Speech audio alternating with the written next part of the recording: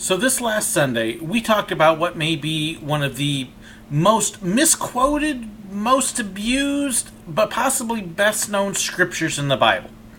It actually comes from Jesus' Sermon on the Mount, and it's recorded in Matthew chapter 7. And you've probably heard it for just the first two words of the whole line. Don't judge!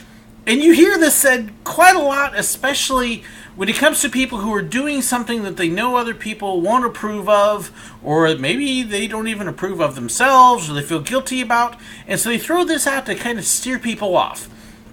Well, let me read the whole passage, the whole scripture, and then let's talk about it just a little bit. This is Jesus speaking, of course, because it is part of his Sermon on the Mount, and he says, "Do not judge, so that you won't be judged. For with the judgment you use, you will be judged, and with the measure you use, it will be measured to you. Why do you look at the speck in your brother's eye, but don't notice the log in your own? How can you say to your brother, 'Let me take the speck out of your eye,' and look, there's a log in your own eye? Hypocrite, first take the log out of your eye, and then you will see clearly to take the speck out of your brother's eye. Don't give what is holy to dogs, or toss your pearls before pigs, or they will trample them with their feet, turn and tear you to pieces." So let me kind of look at the middle of this first, and then we'll kind of jump back to the beginning, and then we'll eventually touch on the end of it. So we'll go in a little different order. The first thing I would like to point out with this is that Jesus actually tells you to make a judgment in this passage. I know, like I said, we get stuck on those first two words. Don't judge, but right away he then tells you to make a judgment. When he's saying, how can you remove the speck or the splinter from your brother's eye when you have a log in your own? So remove the log out of your eye. Remove the plank. Get the big thing out of your eye. Well, that means you actually have to make a judgment to look at what's going on in your own life and say, oh, this isn't right. This isn't good. I need to fix this. Because Jesus does not want us to be satisfied with the way we are. He loves us the way we are, but he wants us to get better, to be more like him, to improve. That's why we're constantly told to be perfect as he is perfect. It's why we're told about the fruit of the Spirit in Galatians 5, that it's love, joy, peace, patience, kindness, gentleness, self-control. We're supposed to exhibit all of these things. Now, obviously, we don't all the time because we're not perfect, but this is what we're supposed to strive for. And we should not be satisfied with where we are or with all of these other issues in our life, but constantly trying to fix and improve, and let God especially fix and improve us. If you're satisfied with where you are, well, I worry about you, because you shouldn't be, ever. Strive to be more like him. And this is part of what Jesus is saying here. In fact, if you look at the whole Sermon on the Mount, the whole thing has been about judgments, not being satisfied with what you are, not being satisfied with the minimum, but striving to be what God really wants you to be. After all, he's already talked about looking upon somebody with lust in your eye. He's already talked about if your hand causes you to sin, to cut it off. Not meaning that, but he wants you to get the sin out of your life. We're supposed to be holy. We're supposed to be separate from the world, not like everybody else. God wants us to seek after him in our life.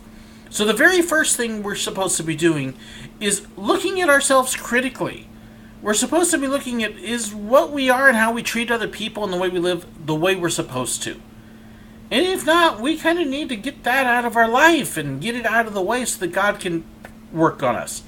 He actually talked just previously to this about money, and we're either serving money or we're serving God, and we can't serve both, and we got to pick one. And if we're living for money, well, then we're not living for God, and well, it's not going to be a pretty future.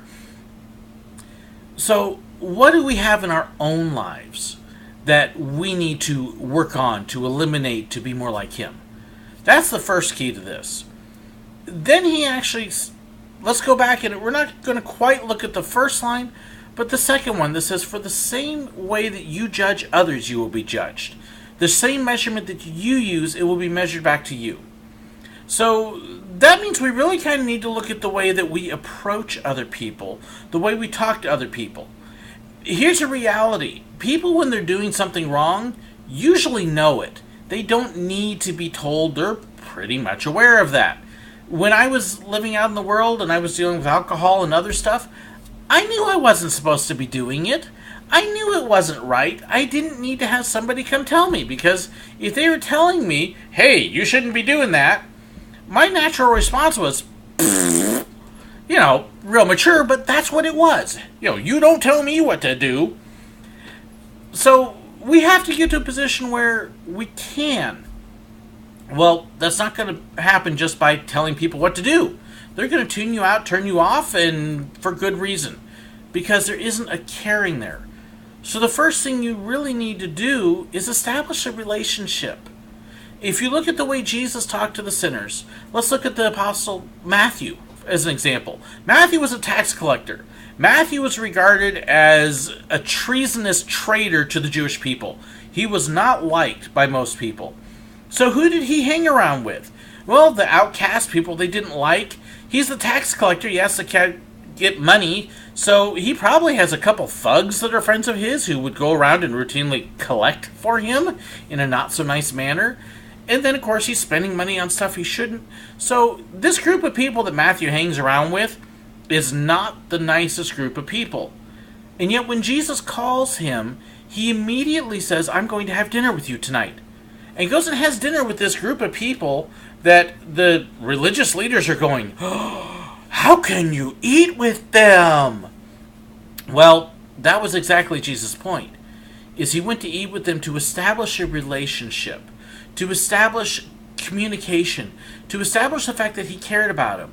He didn't sit there at the meal and start wagging his finger and preaching at them. He instead accepted them for who and what they were at that time and wanted them to know that he cared. There was a relationship that he created so that he could speak to them again later. Another good example is I've had some weight issues recently. Now, somebody I don't know or don't know well, or somebody who posts on YouTube comments and says, you're fat, you're putting on weight, it's ugly, you really need to diet, what's wrong with you? I'm not going to listen to them because I don't know them, they don't have any room to speak in my life, and they're being rude. That's not exactly a nice thing to do. But if my wife, on the other hand, or my kids were to walk up to me and say, hey, you've been putting on some weight and you kind of need to do something about that.